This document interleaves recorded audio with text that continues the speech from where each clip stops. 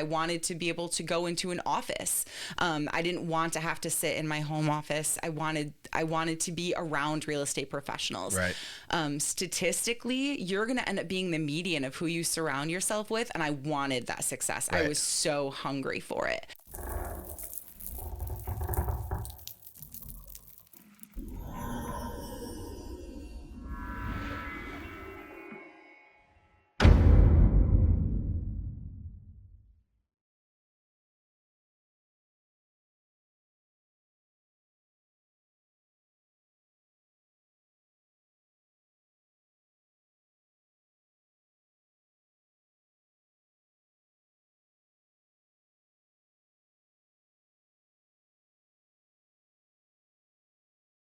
Welcome back to the Real Estate Excellence Podcast. Great show in store for you today with a leader of one of the largest brokerages in volume in Northeast Florida. She is a United States Marine. Today, she is a recruiter in a very tough real estate industry with a brokerage who invests a lot in their agent's success, which demands each agent she recruits a great commitment. Let's welcome this professional recruiter with the DJ Lindsey Real Estate, Brandi Jo Condon, a.k.a. Brandi Jo. I'll tell you, when you take a week off from doing a show... Mr. Hayes, you're doing amazing. I guess that makes it interesting. People listen. But Brandi Jo, thank you for coming. Thank you. I don't know why I got tongue-tied with that this morning, and I actually just created that there. The DJ and Lindsey Real Estate used to be team. I'm right? no longer nervous. Yeah, it's okay. But we went to real estate. What's it been, about 2 years now since Yes. they made that transition? That's right. About when you came on with them. That's right. Yeah, with them. So I'm very curious because we know every real estate agent does their business differently. Every brokerage does it differently. DJ and Lindsey are doing it at such a high volume, and what they do is so unique in the production. You guys, the volume that you're producing, obviously, makes the people get jealous or whatever, or envious or whatever in a positive way because they are so successful in what we're doing. And I want to dig into that in the type of agents that you as a recruiter are looking for. And I'm excited to dig into it. Love the exposure. I think a lot of people are a little apprehensive to ask what we're doing and how we're doing it. Mm-hmm. So I love this. Thank you so much for the compliment. And I'm excited to dig in. Excellent. So as I always kick off, where are you from? I'm originally from Michigan, West Michigan, so between Grand Rapids and Kalamazoo area, near the Great Lakes. Thick blood. It took a minute to acclimate. We moved here about 3 years ago. So, young Brandi Jo, what are you visioning? You're 18. Did you end up going into the Marine Corps? Did you go in at 18 or? No, so I graduated high school, went off to college to get my degree in education. Did about a half year there. My dad was a butcher. My mom was a homemaker. So not a lot of college funds to be spent. And I was working 3 jobs and taking on a full load. And so the Marine Corps afforded me an opportunity to travel, gain some incredible life experience, become a leader, and kind of tune in my craft there as a leader. And then, of course, they paid for my college afterwards. Yeah. So. Yeah. Well, your dad being a butcher, I always remember, I grew up on Cape Cod, in the Northeast, and, that's where you bought your meats. I mean, that's where, whether it was, they had an Italian guy, a butcher shop, he had great sausages, but that's where we always bought our steaks and so forth. I think that's a lost craft. Oh, for sure. And when I was a baby, he worked in like a meat locker. So we straight cows on the hook, things like that. Right. When I was a baby, they used to weigh me on like the meat. I mean, it was a trade, and you went by there, and that's where you bought your best meat. I mean, the store, we were talking about a little bit about Limelight Theater last year at their gala. My wife and I, we actually, part of the raising money, someone donated, it was a quarter of a cow. Yeah. So we paid the money to get, but that's the best meat. Yeah. You can tell the difference in the quality, whether it's the ground beef that they gave us, or obviously you could tell the difference in the quality versus obviously what we get in the grocery store. And it definitely helped me out socially as I got older, because I was like, well, I'll just bring steaks. My dad will cut me some steaks. Always had some good protein. So why was your dad a Marine? No. Why the Marine Corps? My grandfather was. Okay. So he was in communications as a Marine. Always looked up to him. And he was definitely one of the reasons I decided to join. When I enlisted, he was like, oh, sweetheart, can't you just look at the Air Force? I was ready to go. Yeah, so 2003. Marines have better uniforms. The uniforms look a lot better than they don't look as good on girls as they do. I think what do you get? They got the white and black, right? The cover, yeah. Yeah, much better than the Air Force. I mean, for a variety of reasons. But no, I really wanted to be challenged. I loved the fact that people just assumed I couldn't do it. And so I enlisted in 2003, went to basic training in South Carolina because that's where the females train. From there, I went to... You were at Paris. You go to Paris Island, don't you? Yep, yeah, that's right. Yeah, yep. So combat school, and then MOS school, so military occupational specialty training. They don't send the girls to California because California does another... California is strictly males. Oh, okay. Interesting. I did not know that. And then I was a diesel mechanic by trade, not a great one. I ended up just being more of a leader with the platoon. I ended up being platoon sergeant and shop What made chief. them to separate you off into mechanics? What was the... So I really wanted to be motor T. I literally just wanted to drive. I wanted to go see the world and drive the big trucks, and I thought that sounded really cool. So I opted for motor T, and they were like, well, your ASVAB score is too high. So we got to utilize that a little more. And so they put me as a mechanic, and I still have a medal from one of my companies. It said 0% mechanic, 100% woman. But I was a tremendous shop chief. I mean, I have naval accommodation medals for raising our readiness from, I think it was at 68% to 97% within the 2 years that I was serving over in Okinawa, Japan. So tremendous experience for me. What are some places you traveled to? I did most of my tour in Okinawa, Japan, and then I was over in Camp Lejeune, North Carolina. Ended up not deploying to Iraq from there because I got married very young. I had my daughter very young. And so didn't end up deploying. I was on the roster several times to deploy to Iraq, and it wasn't in God's plan. So didn't end up going. So Japan, and then East Coast, and then I did 4 years IRR. So were you able to like get out from Okinawa and like on some leave time and a little venture bit. the Asian areas? I really just kind of banked my leave for when I got out because I didn't know what that transition was going to look like. Yeah. So my last, I think, 2 months or so as an active duty Marine was just figuring out where I was going to go. Right. And then from there I went to Syracuse, New York. You mentioned previously that like from 2007 to DJ and Lindsey, I kind of fell off the face of the earth professionally. Yes. And I think it's just because I was trying to figure out what to do. I loved the Marine Corps. I mean, they gave me such a sense of purpose, and what I was doing was meaningful. And I was trying to find an identity outside of being a mom. Right. From 2007. That's when my daughter was born. And so I went back to school. I ended up getting headhunted. I was working with my dad's store at the time, and someone came in that was in banking, and she noticed that I was always the first one in the store. I was always working my butt off in the produce department, and I was always saying hello to everyone. And she's like, you need to be somewhere in finance, banking, something. Right. And so she headhunted me, trained me, and then worked in banking for a little bit. From there, I ended up loving people so much that I got into the service industry pretty hardcore, managed a few sports bars, loved bartending, and was making a lot of money, made a great living doing that. And then I met my husband about 10 years ago. We have 2 babies, and he offered me a very amazing opportunity to be a stay-at-home mom for a while. So did that, really fell in love with his real estate career. He's in commercial real estate. I have so much respect for him and what he does. And he was like, well, when you're ready, right, we can we'd love to have you on the real estate side. So what's interesting about that, you have a tremendous amount of experience. Looking back at my age and seeing what you've already gone through, people don't understand some of the things that you've picked up. Obviously, being in the Marine Corps, and we'll talk about some of the things you probably bring out of there that you learned because they're training you to be a leader.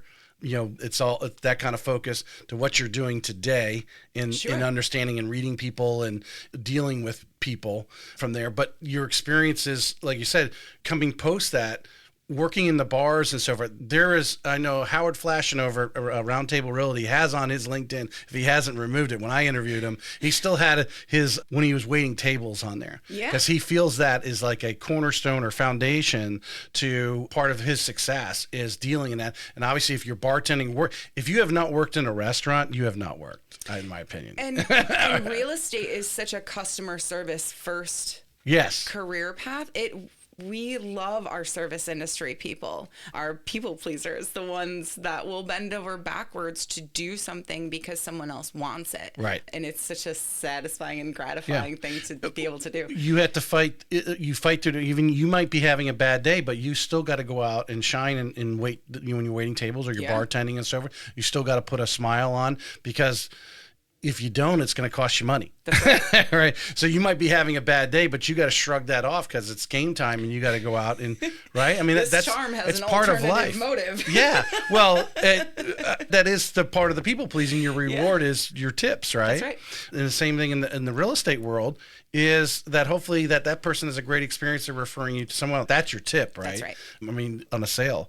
So I think people discount that part until they're older, and I don't know if I use them older and more mature, if you want to say, and look back and go, wow, that experience that I had here helped me now today. And the thing is being better at what you're doing today. You would have probably loved to have been recruited by DJ Lindsey when you were 22 years old. Sure. And do well like you're doing now, be around all these successful people, but there had to be some steps you had to go through to get there, and that's your journey. And what I do now for DJ and Lindsey is very similar to what I did in the Marine Corps. Looking back, just my role, my interactions are fairly synonymous. There is an end goal of readiness and production and things like that, but I care so much for the agents, just like I cared so much for the Marines and their families. And I get so emotionally invested in their success, where I could look at a Marine and his family and think, okay, well, the end goal is to get him home and to ensure that his family knows that he's okay. Do you march them around the office a little bit, though? No. Did you tell me you should show them what a platoon sergeant actually does? No. You should. Do they know how to sing a Jody? Push-ups, we'd all be more fit. HR might not like the Jodies that you probably were singing. Right. No, but the agents that I have, that I talk to unlicensed individuals, and I talk to brand new agents, and I talk to tenured agents. And the goal is to make sure they're successful in this business and that they can provide for their families. I love to see, the vacations they take after a year. I'm going to put you on the spot. Give us a real application there of what you just talked about. What, like you said, your time in the Marines, and then how that, like you said, you bringing that, a little bit of that, or skills that you picked up there. Yeah. Because some of your agents are very young, right? Very. And can you give us an application? You don't necessarily have to mention the name if you don't want to, but how you applied that to give us some kind of something to stick it to. Yeah. I don't know why Maria is popping up in my head. She's not a 20-year-old agent. She's a mom, and she dove into real estate. I met Maria while she was getting licensed, and we'd talk off and on. I told her from the start, I said, regardless of which brokerage you pick after you get licensed, I just want to be your hype woman through this process, because it can be a little isolating not knowing what steps to take next while you're getting licensed. Why is my DBPR application taking so long? So there's just so many factors that come into play. And I interviewed her, and she's beautiful, and she's just has this amazing energy, and she's so generous with people. And she had never done real estate before. And when she onboarded, similar to my onboarding, I think she felt a little bit of imposter syndrome. Like, the fire hose is turned on with leads and opportunities. I understand what to say, but I have a great deal of anxiety here. Right, 'cause she hasn't sold a house yet. That's right. Yeah. And so she's like, I think I need to step back. And I feel like, and I hope she doesn't contradict what I'm saying, but I feel like, having her on the phone and her being like, I think I'm sick, or, all these excuses started compiling. And I'm like, I have the confidence in you I know you're going to be amazing. I saw something incredibly unique in your personality that had really nothing to do with real estate, because this is such a people business. And she's with us now, and she is doing phenomenally. I mean, she's able to balance, as far as I can tell, her home life and this career, and people love her. I had a call from somebody that I was working with a couple of years ago when I first got on, and they were like, we were ready to go. We promised we'd call you. And I immediately referred them to Maria. I was like, Maria will take care of you. That's what she does. She's nurturing. She's maternal. So if I'm reading correctly here, this is something I think a lot of people have never hung around, been around, or served in our military. The leadership there, yes, there is. If you don't do it, you can get in trouble. Sure. Or you don't take my order and go with it. But really, the true leaders there are trained to be empathetic in some fashion, motivate, obviously. There can be motivation with a stick, or there's motivation by just being that person that says, you can do it. That's right. You know, and I think a lot of people downgrade the military, not understanding that. And I could say that because I went to military college in South Carolina. My commandant of the Corps right now wrote a book, and I was talking to him about it, and that's the whole point. We actually, in the book, he talks about going to New York and talking to these executives, and they're like, well, how does the military leadership, how can you talk to us as a corporate America leading our business people versus leading, he's leading entire battalion, large groups of people as a colonel, but all those way through the leadership. It's not leadership by a stick. You better do it or you're going to get in trouble. You've got to motivate these people to want to do it. And I think I'm digging into what you just said, that's what you were being empathetic with her and giving her the power to say, you can do it. I got your back, and move forward. And she's amazing. Yeah. She's amazing. Am I right, though, with my translation there? Absolutely. Yes. Yeah. Dead on. Yeah. I think too many people they need to evolve themselves and not understand the military. The kids are no different. Your kids you're bringing up today and how you're motivating it. Everyone says, oh, this generation is, lazier than the last generation, right? They're not, but they have to be motivated the same way. It's not like they could join the military and they're just doing it because someone's telling them to do it or they're going to get whipped. I mean, it just doesn't happen that way. This isn't the 1800s. No. Or the 1700s, right? Right. If you didn't do what you were told, you brought it back and whipped. But at the end of the day, it's still a voluntary position. Yes. So you can either do it with heart and have that I get to mentality, or drag your feet and it just doesn't make work it miserable out for anybody. Right. Yeah, you might as well leave while you're doing. All right. So we talked a little about post service. When do you run into DJ and Lindsey? When did this opportunity come up? So about 3 years ago, we moved here to Northeast Florida. My kids, I have 4 of them, started to go to school full time, the youngest, and so I was like, finally, I get to kind of earn some professional identity back. I was so ready to not live in sweatpants and not brush my teeth for 4 days straight. I wanted back in it. I needed to find my professional identity again. And the kids are old enough, they're going off to school. Yep, or whatever. my youngest was in Goddard, and we had the opportunity to put her in full time, and I was like, yes, let's do this. So I got my real estate license, and my husband being in commercial real estate, he was like, you need to interview as many brokers as you can. And wise advice. Yeah, yes. Because that insight is so powerful, whether you're a new agent or tenured.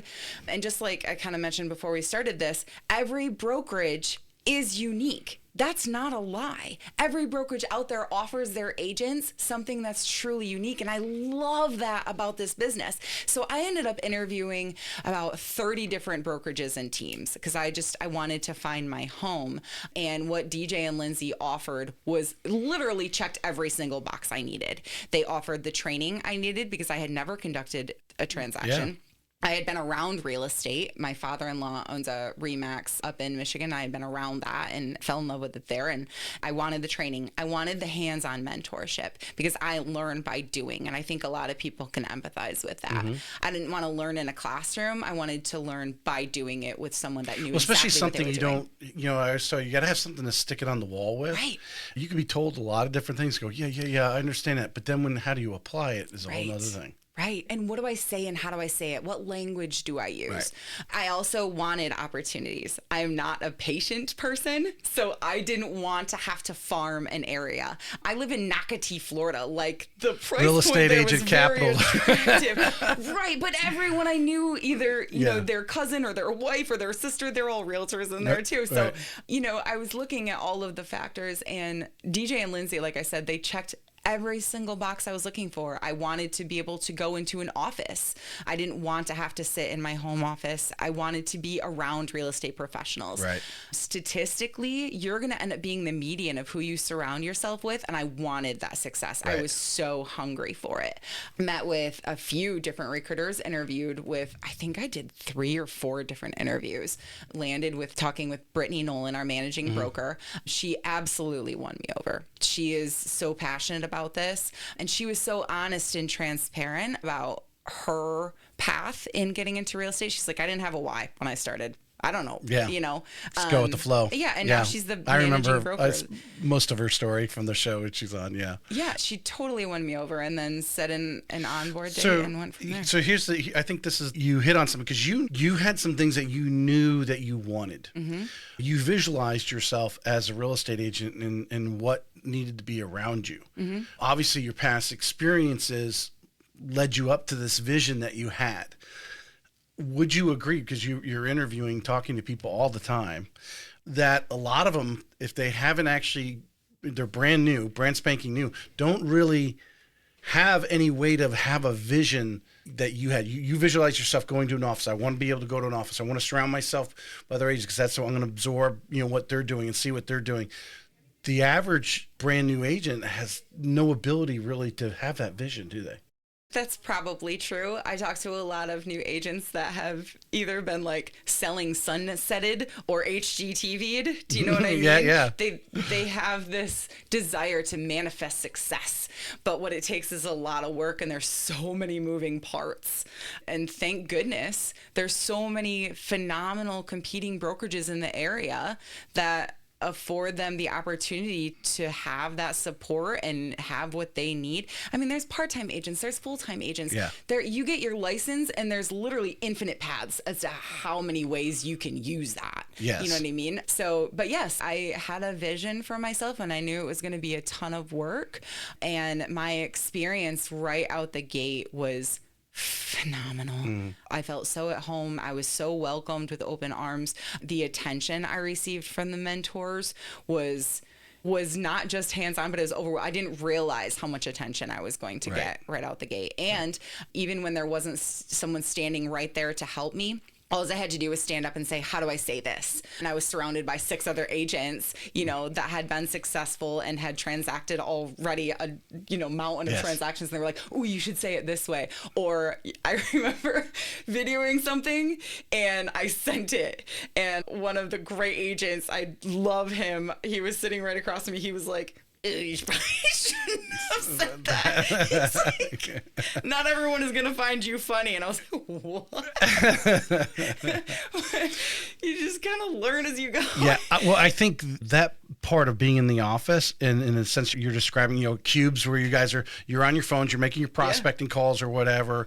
Maybe you are interacting and talking to somebody. It's a bullpen. And you've got to hear the other situations that come at you, because every person they're talking to is different. So the things that are being thrown at them are different. You can't take on that many calls in a day or in a lifetime to experience everybody's situation. That's right. That's one of the things I learned. We were talking about Quicken Loans early when I first started in the business. That's the way it was. We were in cubes and we're making outbound calls that were leads that were obviously coming through the internet, and we're making calls, people who were interested in refinancing really at the time.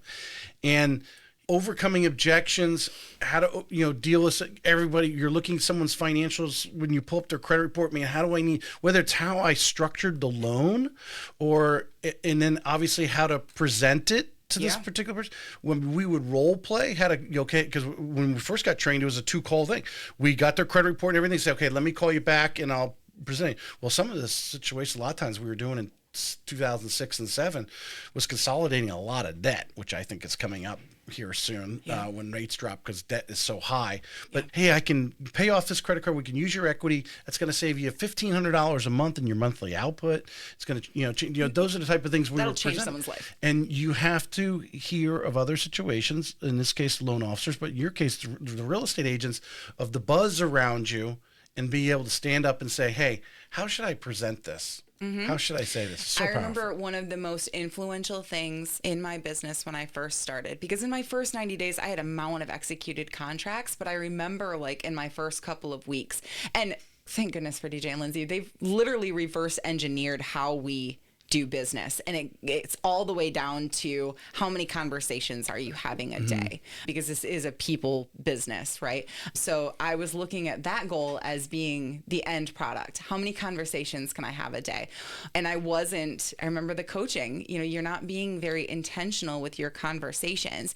I would send out a text just to initiate a conversation, like knock, knock, see if I get a response. Right. You know what I mean? Is there somebody on the other end of the phone? Because every lead that's in their system, and there's over 240,000 leads that they have, are all individuals that have set an appointment with high intent on any one of our robust lead generation platforms, right? So all of these people at some point had been interested in purchasing or selling their home. And I was looking at that like, this is the fire hose. All I have to do is start a conversation with someone and potentially nurture them into helping them at some point.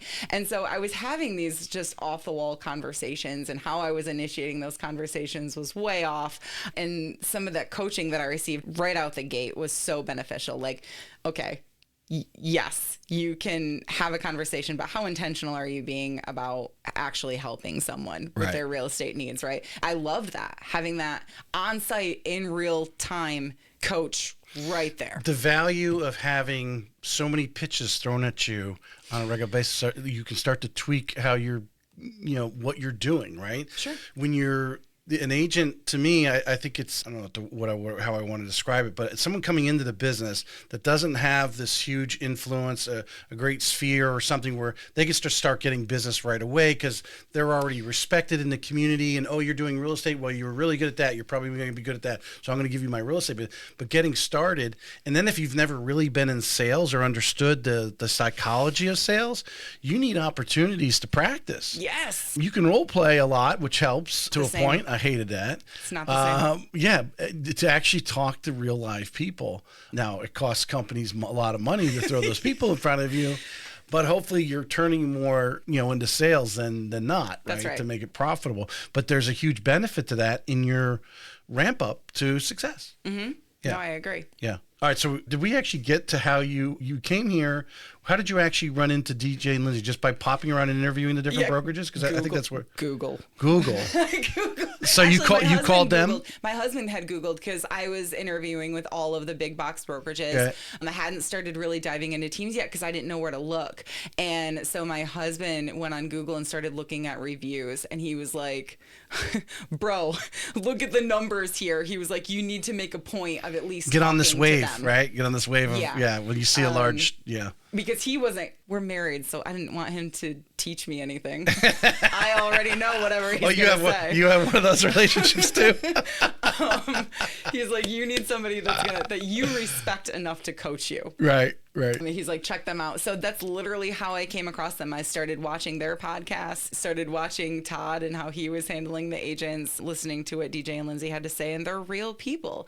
They came from the service industry, I want to dig into if DJ and Lindsey weren't one of the selections, you must have had like a second or third, because if you talk to somebody, what were some of the things though, because you obviously learned something from interviewing, and you probably take it and use it as conversation ammunition in your recruiting, because what are some of the other things that you liked or disliked about some of the other brokerages that you talked So some of the other teams that I interviewed with made it so personable. before the interview, they had already kind of gotten to know me through social media. And I loved that. They made me feel valued right out the gate. I also really loved with some of the other brokerages that they were going to allow me to be fully autonomous. And at that time, I knew I wasn't ready for that. I didn't know enough to function autonomously. So that was a down. A little bit. It was really attractive. I couldn't trust myself with that. Right. You let me be autonomous, and I'm going to end up scrolling smut on social media for 4 out of the 8 hours of the day. So, but they really, the brokerages here talk to new agents. I respect and I appreciate, because as a new agent, you are bombarded with information. As soon as you put your application into the DBPR, you're getting spam mail, you're getting real mail, you're getting pigeons and smoke signals and come look at us, come look at us, come look at us. And it's overwhelming. Yeah. So you don't know where to start, and you still are just trying to retain the content. I have this vision, and I think you might be the cornerstone to make. When you were talking earlier, I'm like, I wrote it down right here. I think there should be a board, total volunteer thing, of leaders, could be a broker or a recruiter like yourself in there, where these new agents who can come in if they want to, can come in and ask questions or be asked questions, so that they're prepared to go out and have these interactions with the brokerages to find out what brokerage is best for them. Yeah. Or at least at that moment in time they think is best for them. Sure, because that's going to change. Yeah. As an agent matures in this career, their needs, their priorities, what they want from their broker will change. We do high volume real estate. And I say that wholeheartedly. Our first year agents do 20 to 30 transactions a year in their first year. That is an outlying statistic. Yeah. On average, people that stick around and do it full time do, maybe 1 to 3 in their first couple of years. And now with all of the costs associated with even having an active license, that's going to make you break even. I mean, it's an expensive hobby if you're not. Well, they get a taste, right? I mean, I think the statistics of how many agents drop out. Really, it's daunting. Whether it's in months or they just don't renew their first renewal, right? That's when they really find out they're no longer in the business. Yep. It really could have happened in the first 60 days they're out. And to be able to get them a win early. Huge. Yeah, gets them going. And then to have, on average, 20 to 30 wins in that first year. Now they've got some experience. Now they actually come in year 2 and their chest is out a little bit that, hey, I've had some success. Yeah. And they're probably... you and I know, if you're doing 20 to 30 transactions and what that volume will bring, you're in the top single digit percentages of all agents. Out the gate in your first year. Yeah. Yep. And you're building a referral sphere off of all of those company generated leads too. Right. And what I do love to see too is just because you find success early on doesn't mean that it's necessarily for you either. Do you know what I mean? Some people get in it and they're like, whoa, this is not for me. It's almost overwhelming. And that's okay too. Yeah. Like, sales is such a... Well, since you're on there, how do you guys handle that, DJ and Lindsey? You have someone that comes in and gets on fire. Yeah. They need a little help. You don't want to tap the fire down, right? Right. How do you handle that? That's why everyone that is with DJ and Lindsey is a licensed real estate professional. We're all here to help. And if they want to leave, then we wish them luck on whatever they decide to do. Because I think one of the challenges that many real estate agents, whether they have a slow ramp up, but they reach a point of what they can do on their own, right? Yeah. They go out and sign with, an EXP or LPT or whatever. They could be completely on their own. There's not even an office in most cases, right? So they reach a level. Some think it's between 5 and 7 million, whatever number of transactions that may be in this area. Yeah. You're starting to feel by 9 million, you're tapped. It's 10 million, you're you got to be a really good organizer. Maybe you don't even have kids because you don't really have time to spend them when you start reaching that level of volume. But you're talking going beyond that with the numbers that you're talking about. What support does DJ and Lindsey have to help those agents so that they're doing the money-making activities that obviously they've discovered they're really good at, and keep them focused on that and handle the cleanup on the back end of transactions and assistance and marketing? Yeah. So I think this is going to answer your question, but we want our agents to look at the longevity of their career in real estate. I mean, Scott's done over 101 million in 4 years with us. His wife Lauren is with us too, and DJ and Lindsey invested in Vidora. She manages really boutique and bougie Airbnbs in St. Augustine and St. Augustine Beach and things like that. They invested in her. And we market that product day in and day out because it hits the same standard of excellence that our agents hit on a daily basis. You know, we have a lot of agents that after a while start to build up enough capital to get into investing themselves. You're looking at off-market properties all day, every day. Right. Let's make that happen for you. Do you know what I mean? I hope that answers your question. Well, I think I'm always in the place of that agent coming in that, you know, you just recruited. They don't even know what support they're going to need. Right. Oh my gosh. They're totally clueless. And yes, and our support is fully inclusive. Like within the four walls, we have our transaction coordinators, our marketing, our preferred lenders, preferred title. Our vendors are right on site in with the agents. You can literally touch everyone that you're going to work with throughout the entire transaction, from that initial conversation all the way to the closing table. So that sort of support isn't found very frequently within the brokerage. Do you know what I mean? Because you're doing it all on your own. No, I agree. A lot of the volume that you're doing, they say even from the lending side, I think because I know of a lot of relationships around, a lot of the relationships are totally financial. And the quality is out there because this is the question I was coming up in my head was with the volume that you're doing. And obviously, imagine DJ and Lindsey obviously have a image or quality of transaction that they want to have out there. Where do you guys as the leadership team come in from a quality control? Because you are doing you have a number of agents doing a large amount of numbers. Yes. Yeah. Where does the quality control is? I love that question because I sometimes fail to address that. We have compliance as a new agent. Right. You get to the point because customer service first. You get to the point in your conversations where you're ready to go see a home. You've never done that before. You've already shadowed a few tenured agents. But Brett Moreland, who's our president of sales, he'll go with you on those appointments, make sure the language is correct, things like that. So that's a form of compliance right there, right? That's checking all the boxes. You get to the point where you're writing the contract. Before you even submit that contract, Brittany Nolan, our managing broker, our compliance department, is reviewing the entire contract. So that goes, I imagine you come into a graduation level where she lets you, after you've done. No, they literally, doesn't matter how long you've been with the company. Even Caitlin, for example, is having. Yeah. Okay. Yeah, our best agents, they're still reviewing everything before it's executed. So the contract's executed. That's a win right there, and we celebrate those wins. But everybody's checking that your I's are dotted and T's are crossed. Listing appointment. You get a listing appointment. Sean Gerard, he has, I think, 13 or I hope I don't get that number wrong, 13 or 14 years worth of commercial real estate experience. With all of these changes, he is helping navigate the language that the agents are using to help advocate for their value, right? Let's negotiate these commissions. Let's role play that in the office. He's going with the agents on listing appointments. And that's beneficial just for his expertise in what he's doing in the market knowledge.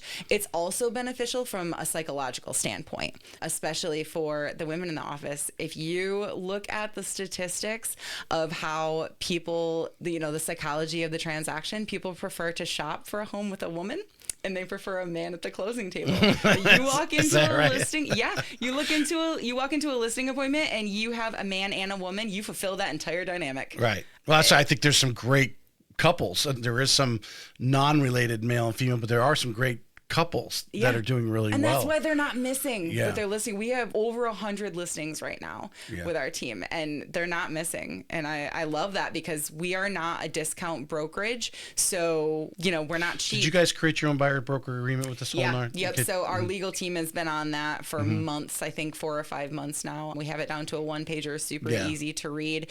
Todd, our marketing director, him and Matt have like a one-click agreement, super easy peasy, which I think is half the battle because the consumer doesn't necessarily know what these changes are. And so having the consumer asking them to put a ring on it even before you walk in the door is a hard conversation to have. Yeah. So no, they have it super simple, easy peasy. Our agents are voluntarily role playing. Let me say that. Our agents are voluntarily role playing in the office right now, just getting their verbiage down, making it sound organic because it's so new for everyone. So you guys weren't doing any buyer broker agreement before. Some brokerages are around.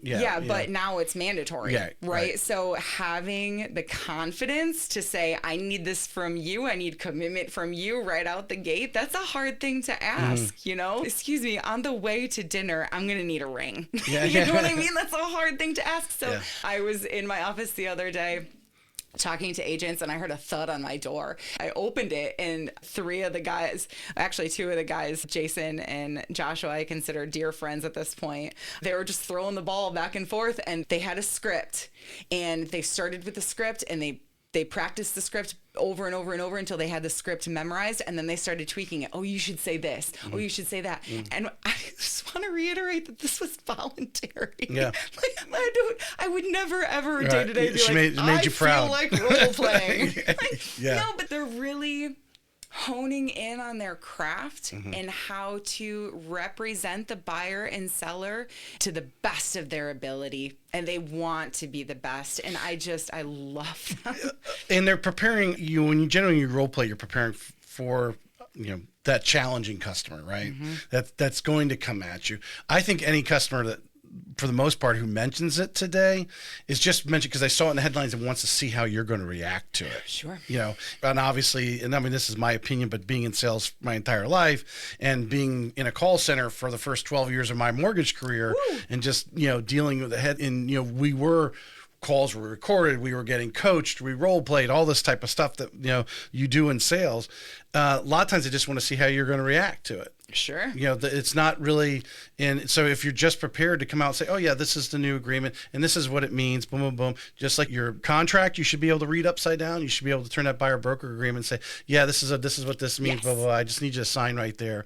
I had David Heekin on a couple weeks ago and he likes I guess they call it the pre-showing agreement. Like there's 3 levels, right? Yep. He calls it the one-nighter, the weekend date, or now we're married, like you were talking about. I think he was kind of leading in from a subtle sales thing, like, hey, this is our first house. Let's sign this one right here. This allows me to show it to you, blah, blah, blah. You can go and explain that because that's basically a one-pager, if I'm not mistaken. It's a very short agreement, and it gets you going. But then after you warm up, then after the weekend and showing them half a dozen houses, then you can slide the ring request in there. That's right. Yeah. Yes. Yeah. Is that the kind Great of analogy? Yeah. Yes. The way you guys are coaching it. That's right. Yeah. To come and settle, and everyone's just going to get, after they do it so many times, they're going to get better at it. Right. It's just going to become the way of the world. Yeah. And then for those listening out there, if you're having trouble with this, one, you need to probably call someone who's been in the business a little bit, or someone maybe you've heard on the show, or been in these, there's been so many masterminds and training all over the place on this, to go and actually sit down and talk to someone to get through your anxiety of it, because it's really just having a conversation. This is the way it is. And give yourself some grace. You're not going to be great at it to start. Nobody is. We're all kind of trudging through the mud right now, figuring out what works. And there's still going to be changes. Figuring out how to not get fined. Yeah. Do you know, it's everybody is figuring it out. I think it's going to continue to evolve. This is probably the big step, but states are going to, in my opinion, states are actually going to take on their own, because this is not a law. This is just an agreement with the MLSs that the states are going to step in should their, say Florida realtors went to Tallahassee and said, we want to act, this is the way we want to do it. We want it on the MLS, so make it a law. And they would make it a law, whatever it is. The discussions are going to go on for a little while. Agreed. Because it's got to stamp out these lawsuits. And I think because there have been so many changes over the past few months, and I mean, it's just been the headline, right, for real estate professionals as to what these changes are going to mean. There's been a lot of uncertainty and a lot of apprehension, specifically from the agent's side. I think that the agents are the heart of the transaction, and there's so many other factors and so many other things that come into play. But from an agent's side, all of that apprehension and unknown has led to major staggering numbers. So less people are getting into the industry. And I know that for sure because I pull from the DVPR all the time. So numbers are dropping like crazy. Less people are getting into this business and a lot of people are getting out.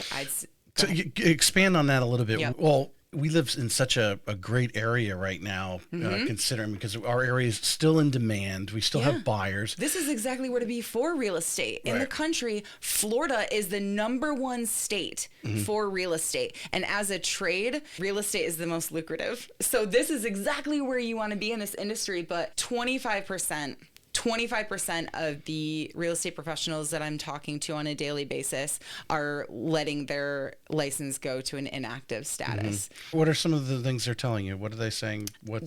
Some of them are saying, I think I'm going to step out for a bit. I'll work a side job for a while. And then once tensions ease, once things are permanent, I'll step back in. Some agents are I take that as an excuse. As they really want to get out for other reasons, but they're going to use that as an excuse. Maybe sales is hard. Yeah.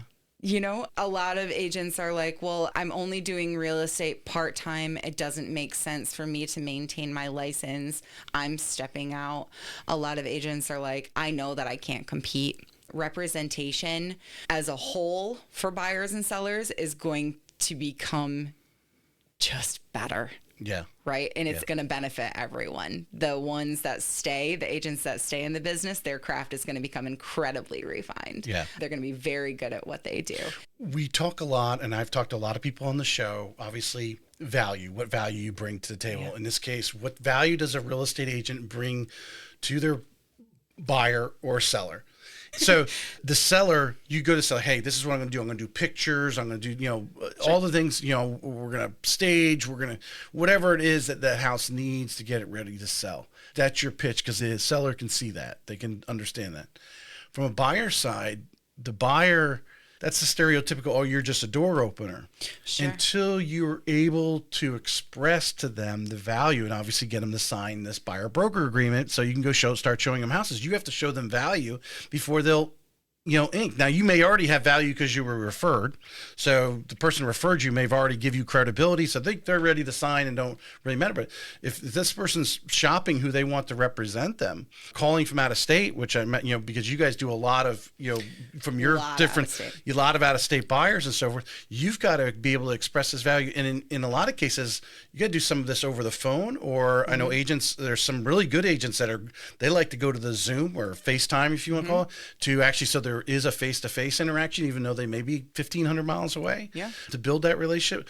But we go back to that value sale, and the agents that are good understand, hey, maybe they weren't doing it before, maybe they have always been doing it, but they understand the industry and to be able to express that value to that buyer, so that buyer understands the value that they're going to bring, because it really is just an air sandwich. Because I could tell you how great I am, I'm a great loan officer, I'm going to find you all the great deals, and I'm going to find the best interest rate or whatever, but until you actually do it, there's nothing to chew on, right? That's right. And that's one of the reasons I've been so grateful that we've been so hyper-focused, especially lately, and we've kind of changed our language a bit to be so customer service oriented. Mm-hmm. We want the buyers and sellers to experience that white glove experience, right? The Rolls Royce, where I think we've had kind of a reputation in the past to be the Amazon of real estate or the Walmart of real estate. And there's nothing wrong with that. And we do such massive numbers that I understand where that reputation is coming from, but we really want to establish the value that we bring to the table. And a lot of it, honestly, when you break it right down, is just availability. Mm-hmm. I mean, a new agent is going to be much more available to the buyer than a tenured agent. A tenured agent has a little better understanding of boundaries and things like that, where a new agent's hungry. Mm-hmm. And I think that our agents maintain that hunger. Not that they have commission breath, but they really just want to serve. And I love that. Well, one of I had it in the last thing, but I think it's one of the most important things. And we can kind of talk about this. It's going to bend into this question or to get your comments on this situation. There's a huge amount of, it comes out, there's a huge investment that DJ and Lindsey's pouring into everyone they bring on, right? Yeah. And I want to dig into, eventually this will lead to, as a recruiter, obviously you have to sift through, because they are investing so much money, you got to hire the right person, hopefully. That's right. Right. But when looking at the overall structure of, and I imagine DJ and Lindsey have evolved this through times, as any great company has. Mm-hmm. Obviously, the longer they can hold on to an agent, because some agents sometimes grow to a point, or like I said, they don't want to do it anymore. They whatever, or they want to go out on their own, and they don't want to, because they are investing so much. You have some requirements. Hey, I'm willing to give you this, but you got to give me this in return. Yes. And building that relationship and culture. I think I was watching one of your videos. That's what you used the word culture and so forth. But the investment, and someone coming into DJ and Lindsey, understanding this is a little different brokerage. This isn't, some of the big names that you can name out there that you don't even have to show up to an office. That's right. You can do this all from home. No one's going to call you and ask you what you're doing today.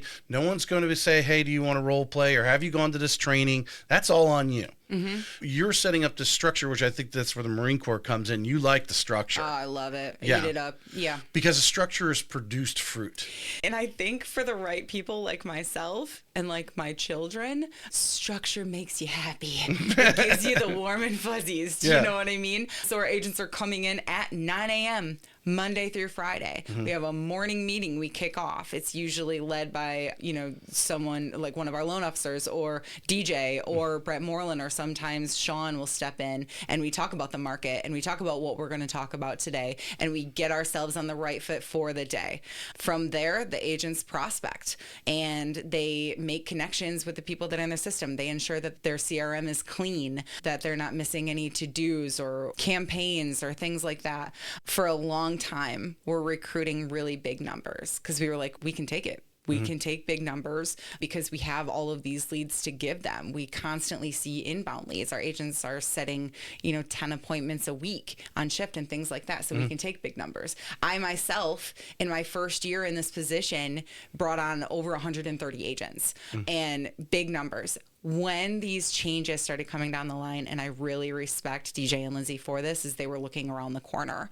They were looking at what the other brokerages were doing, and while the other brokerages were kind of stockpiling on their roster as far as we could tell, we did just the opposite.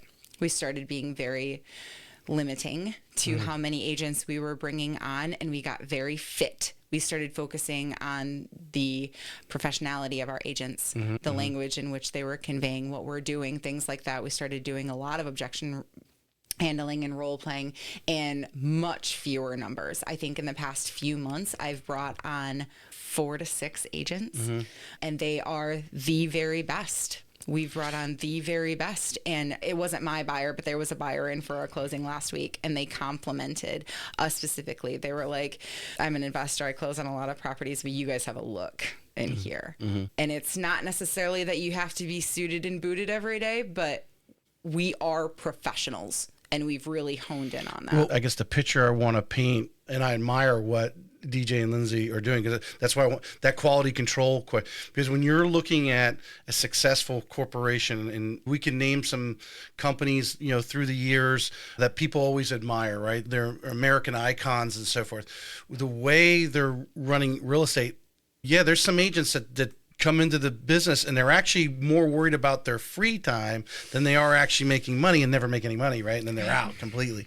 Where you're setting up the ideal situation for an agent coming in and prospecting. You're supplying all that great training and stuff that all these brokerages tell me. They all got great training they do in for sure. technology.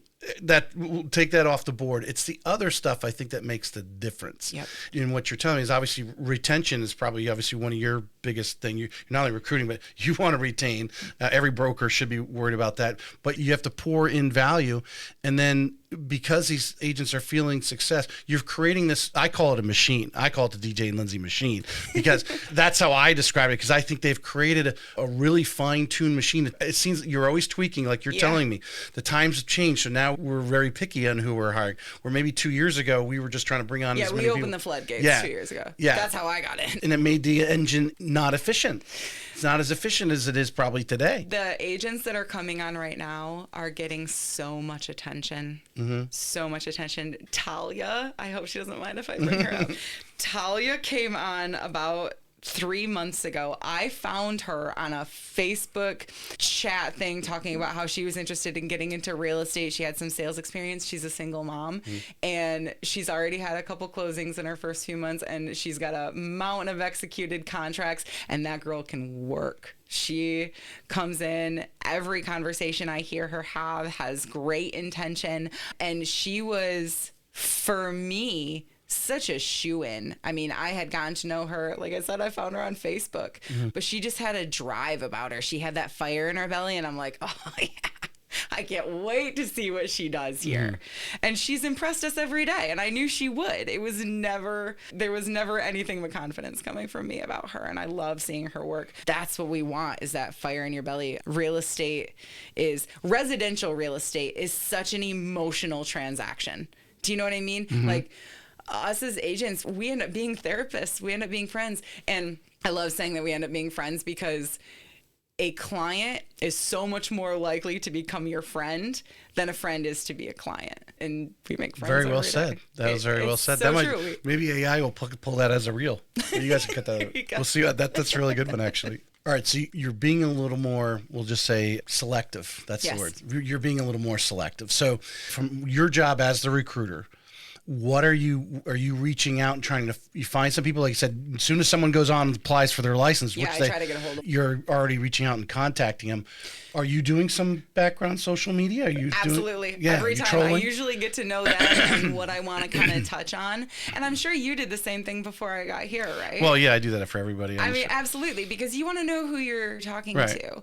And a lot of times too, I can see on social media that they're very involved in, their own business here. I'll still try to call them to try to help, but I'll know a lot of times out the gate whether or not they would even entertain our structure. So yes, I always try to do a lot of due diligence even before I make that first call. And it's such a weird way to recruit for me, right? Because you're someone that's just getting licensed and someone calls you and says, hey, do you want to hear me talk for a little bit? It's such a weird way. And then, in these conversations, we'll decide if this is going to be a mutual beneficially conversation or not. Right.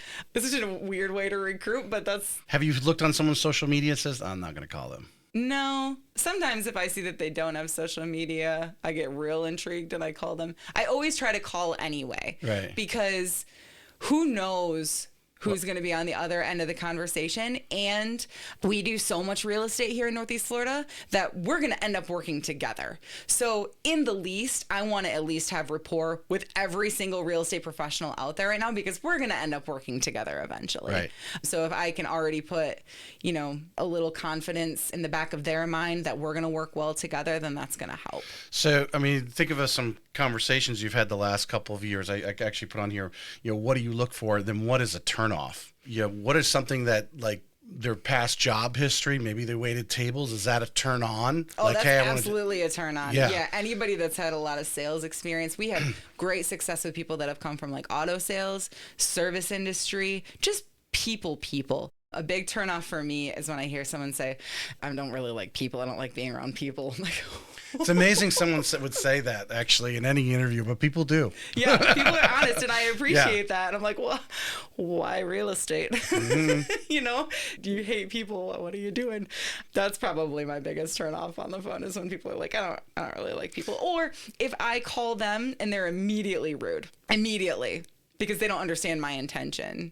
That's kind of a turn off too, because I'm like, you're going to end up in this business talking to strangers on the phone. Because I've been out mixing with the real estate. In 2017, I was working with Marisos down in St. Augustine. And I've heard, scuttlebutt, I know now it's because I just don't understand what DJ and Lindsey are doing. And their agents, obviously your conversation with these agents, you're coming into work. We're going to train you. We're going to put in all this support. You're 1099, but we're going to pour in all these. So we do expect you to be in here at 9 o'clock, because we have people here wanting to make you great. That's right. And successful, make you good money, which you can in real estate. So I've heard, the scuttlebutt that agents will say on the outside, or might say something about DJ and Lindsey, not to say, like, oh my God, don't ever go there. Not something like that, but just not positive. Sure. Let's say just more of a neutral kind of like, because I just don't really understand. When you're reaching out to somebody, have you had anyone like spit back and you had to say, no, let me explain to you how it is? Yes, absolutely. I think our reputation, because we do so much real estate, isn't necessarily positive all of the time. We would never want to be considered like a turn and burn. We're not trying to burn out any agents. We want to meet them where they are, but we also want them to be successful. Right. I think a lot of people are kind of afraid to talk about money. Our agents make a lot of it. Yeah. And it takes a lot of work, though. It's not handed to them. It's earned. At our last quarterly meeting, Preston, who has been with us for, I think, a year and a half or so, he spoke to the agents, and I got emotional when he spoke, because he said when he came on to the brokerage, him and his wife were sharing a vehicle. He was living with his in-laws. They had a son, and he was like, we didn't have a dime to our name. Yeah. And they now own their home. They have 2 vehicles. They have another baby on the way, which is a testament to success. And I got emotional with him talking, because he was so honest about where he started. Yeah. And just like DJ, when he started in real estate, he was in the service industry, he was serving, and he had Noah very young, and he had to provide. Right. So I think I kind of got off on a tangent there. But yes, our agents work very, very, very hard, but they're working smarter, not necessarily harder. They're not working towards an end goal without having all the tools. We give them all the tools. Do you feel sometimes in these conversations, these initial conversations you're having with these hopefully prospective recruits or new agents, what is their level of knowledge of the industry? Like, we talked about very early in this conversation, you knew what you wanted. You wanted an office. You want to be surrounded by people. You had this vision of placing yourself in. They don't have this vision. So when you're chatting with them, how do you kind of give them a vision of what the true life of a real estate agent is? So I like to give them the vision in person. I prefer to meet with agents or prospective agents in person. I want them to come to the office. I want them to see it in real time, because there's so much insight to be gained in seeing what the agents are driving, seeing how the agents dress, seeing how they're interacting with one another. And there's a temperature when you walk into an office, if there is an office. Do you know what I mean? I've walked into some offices and I'm like, oh my word, they're all miserable. I don't want to co-sign on that. Right. I don't want misery. So I like to give them the vision by showing them. I want you to come see it. Right. Because you're going to gain more insight just stepping into the office and seeing what it's like than me trying to convey it over the phone. Right. I agree totally with you, because again, that person who, like you envisioned yourself, hey, I needed all this. The average person can't have that vision until you create it for them. Sure. And in this case, actually putting them in the walls. Yep. Now they actually can see themselves, in that office, coming to that office, sitting in that chair, or whatever picture you're painting for them. Now they can actually physically see themselves doing the job. And DJ and Lindsay have provided us an amazing environment to do what we do. I mean, it's the new St. Augustine office looks like a day spa to walk into it. The new Jacksonville office, they've done a ton of renovations there. It's beautiful in there. We are pampered and spoiled like crazy. We have the scents going on and the sonos playing, and it's not bad. Like, well, I work anywhere, it's going to be in that. When I started in 2005, I started working at Quicken Loans. The big thing was that they had slushies. Nice. So by the time they advanced, when I started working from home, I left there in February 2008, and they opened some newer offices, and now of course they all are in downtown Detroit. But now you go in there and they've got the slushy machines. They've got the can, like you go in the store and you got the candy in the dispensers, and you can get it in the bag by the pound. Yeah, that's basically what they got. They got popcorn. Yeah, they got popcorn popping. You saw the popcorn in the whole. But they're creating that atmosphere that you want to be there. That's right. That's what they're doing. Yes. Yeah. So they're investing a lot. I apologize to my Remy Graphics, my little ad here. And you have one of these. If you got your little in the bag there, it was on the. Oh, thank you. I didn't bring you anything. Yeah. Remy Graphics do these great mugs. They got the logo on the other side. They do all sorts of laser engraved. These are just the mugs. They will do one-offs. So if your agents are looking for, one mug to give one customer, they don't have to order a dozen or 2 dozen. They can just do, hey, John and Sally, welcome to St. Augustine, August 2024 and That's went off awesome, it. because the last screen printer I called, they like had minimum order of like 30, and I'm like, I need one. Yeah. So that's awesome. Yeah, RemyGraphics.com. Dunya will take care of you there with all your laser engraved items there, and I appreciate her providing those mugs for the show and for our guest. Brandi Jo will go home with one of those. A hot pink one, though, so we'll have to kick it out. Oh, yeah. Thank you. You appeal to my Barbie. We were just touching on the atmosphere of them wanting to come in to the office. I imagine that's evolved over time, even just in the 2 years you've probably been there.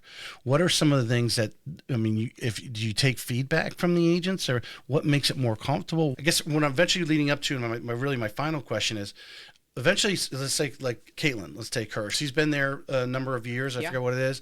She's successful. She's done enough sales that she's probably getting, from referrals directly to her from those people that maybe have come through an online lead originally, but now they're calling her directly because her family wants to move into town. She's amazing. What do you do to basically, keep those level of agents happy, and where do they graduate to? Because I imagine the initial agents like, I'm going to come in here and grind. We're going to make our prospecting calls in the morning.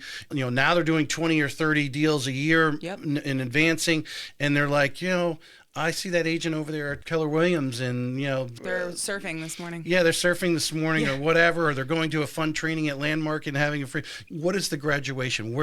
Because obviously you want to retain them. That's the ultimate goal. Yep. So as you become a more senior agent, what happens at DJ Lindsey? No, that's a great question. Every aspect of our structure is a part of us, and it's reflective of what did and didn't work for DJ and Lindsey when they first got started. And so our tenured agents all come in. Now, specifically like Caitlin, she took the summer off. She's still working with all of her referrals and her, hot nurtures and watches and things like that. But she took the summer off. She's having a great summer with her son and husband, and she'll be back when she's ready. So we met her where she was and hopefully catered to what her needs were, because we want our good agents to stay. Right. Well, I guess the question that she builds up, maybe she isn't taking, you're investing a lot of these, in the technology and to bring the new leads to them. She's now probably has a good part of her business is starting to turn to be referrals or past clients, which obviously a lot of great agents in the area, that's what they live on. That's right, because they're so busy with that. How do you graduate? Because the machine of DJ and Lindsey is, from my vision, and I'm trying to be vision as a newer agent, it might want to join. Yep. They see this machine, but what happens at year 5, 6, and 7, 10? All of those leads coming at you all of the time kind of serve as a sense of security, knowing that you're going to transact and going to be able to provide for your family. And if you ever get to the point where you are feeling secure, happy, and you're making enough just off of referrals, we have a whole brokerage side to the company where agents, they still have all of the tools. They still have the marketing and the photographer and things like that, the transaction coordinator. They just don't get fed all of the active leads. They can migrate out. Yeah. Use the office when they want or not. And some agents do get to that. I think a lot of agents tend to level up like what they want.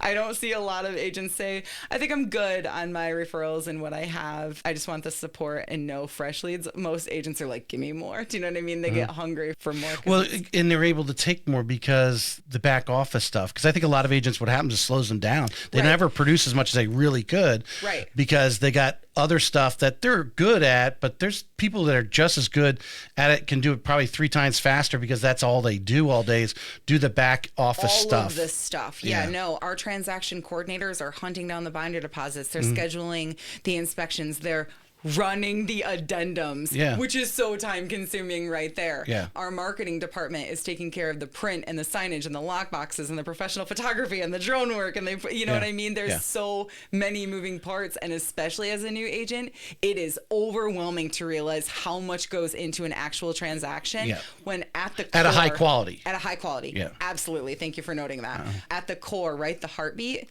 is that relationship. Yeah. Is making sure that that buyer or seller is comfortable and confident that they're being taken care of throughout. And that's what our agent's main responsibility is just maintaining those relationships. Yeah. We'll give you $100,000 worth of opportunities right out the gate to establish those relationships and that rapport. But at the end of the day, that's what they're doing. They're holding hands and they're, just leading people through the transaction. Yeah. No, I am a fan of it. I know, because I know what I went through when I got in this industry from the lending side, and I understood what Quicken Loans was doing and the structure they were providing. I definitely have written more loans. I don't care how many guys on the street right now, you may say, oh, no, you haven't. You haven't sat there for 12 years in a call center and writing volume. And you can smell a credit report now, and I can tell you whether or not the loan's going to close or might have problems, right? That's what we want to know right away. Is this one shaky or not, or is this one, done? I always remember I was at a lender I was working with, I think it's been about 5 years now, and I said, hey, can I send the pre-qual letter without actually having to hit the button for it to, we call it the desktop underwriter, right? Do you approve? Do I need to do that to print the pre-approval letter? Well, why wouldn't you? Well, because the guy with 20% down has an 800 credit score and makes, his debt ratio is 30%. I don't need to sit there and wait for that to tell me that it's going to approve. Right. I need to just print and go on, because we were doing volume with a builder at the time. So that they thought it was interesting. But I've seen enough credit reports. You're going to give an agent, and this is why I'm a fan. I think it's for someone coming in and knows nothing about real estate, has no connections, maybe even new to this area, to give Brandi Jo a call and talk about DJ and Lindsey, because you're going to get the at-bats that you need to ramp up your knowledge and confidence. And not just new agents, even agents that, the tenured agents, the ones that have been at this for a year or two and have discovered maybe my sphere isn't scalable. Mm-hmm. But I love what I'm doing and I want to do more of it. Those are some of my favorite people to talk to, because when they come on, they are abundantly appreciative of what we're doing because they've experienced less, right? They haven't experienced all of the amenities, all of the support and things like that. And they're like, holy cow. I think the underestimation is the support. That's what I'm reading out of you today. Because, I know being married to a real estate agent, what is done on the backside, the time in front of the computer. And right now, business is not easy. There's business out there, but the buyers are a little more picky. The sellers are a little more demanding. And there's this thing going on in the area, and, it can frustrate. And people who were sticking signs in the yard in 2020 and it was getting multiple offers, you're having to work in a little more mental badminton going back and forth with your clients. It takes a lot of energy to do that. Yeah. And to have someone that's going to pick up the back office stuff, like I said, the marketing, all those things going on that you don't even think about when you're becoming a new agent, that needs to go on. And when you have 5 or 10 transactions in the hopper at one time, oh my God, you got how many balls you're juggling there. And can I just compliment our marketing? Because Todd and Matt, we call it them in the lab, because they're so tech savvy and they're always not reinventing the wheel, but they're always making things better for us. And they're like, just because they're geeks and I love them and they're getting on the cutting edge, right? I just want to compliment them because they are innovative in ways that I have yet to see elsewhere. I told Todd the other day, I was like, you are the marketing. Both of them are just so incredible, and I just appreciate what they do. I think we've covered everything on the list. Was there anything we missed? Not that you're so good at what you do. Anything you want to finish up with? Anything you want to say? No, I really appreciate the exposure. I just thank you so much. I want any real estate professional, whether you're getting into the business, whether you're already here, or you just have some objections maybe I haven't thought of, I want to hear them. Yeah. Yeah. I'm really interested in, but you have to watch. I saw some agents doing some stuff on Instagram about their experience with the buyer broker agreement and stuff. Yep. I'm really interested in some feedback from people who have had some experiences. And if you could come across anybody in the office, we don't even have to, we can go virtual and go on for 5 or 10 minutes about, some pushback maybe the clients had about it, or experience they had, and maybe they failed with A client, but B client, they adjusted and it went through a lot smoother. Because I think we need to share those in the industry to raise the bar and help the top agents, because only a certain percentage of agents are going to listen to that, and they're going to take that and learn and make their game a little bit better. Yep. And it's going to raise the bar for everybody. And just like I kind of noted on already, we do a lot of real estate. Our numbers are massive. We were number 1 team in Florida again this year for our production numbers. So I want, when an agent from another brokerage is writing up an offer and they see DJ Lindsey on the side, to know that that's a friendly company. Do you know what I mean? And so even if it's just building some rapport with me, because I'm right in the thick of it with the agents, just give me a call. I would love nothing more than just to make more connections and more relationships in this industry. Brandi Jo is out there for all the listeners. Give her a call. She's on social media. You can get a hold of her. She's the recruiter, so she has to advertise her number. It's out there. But reach out to her, because I really think you have to, like I said, go by your office. Come in your office, see what's going on. Maybe you don't like it. Maybe you didn't, but at least you know. So if you're an agent right now that's considering, I want to move brokerages, I don't know where I want to go, you need to call Brandi Jo and learn about what DJ and Lindsey's doing and see if you can plug in to, obviously, this very successful system they've created. I agree. Yeah. Thank you so much. Appreciate you coming on. No, I appreciate you. Thank you. This may be it for today's episode of Real Estate Excellence, but we both know your pursuit of excellence doesn't stop here. To connect with the best of the best and really take your skills to the next level, join our community by visiting TracyHayesPodcast.com, where you'll meet more like-minded individuals looking to expand their inner circle and their personal experience. That's available at TracyHayesPodcast.com.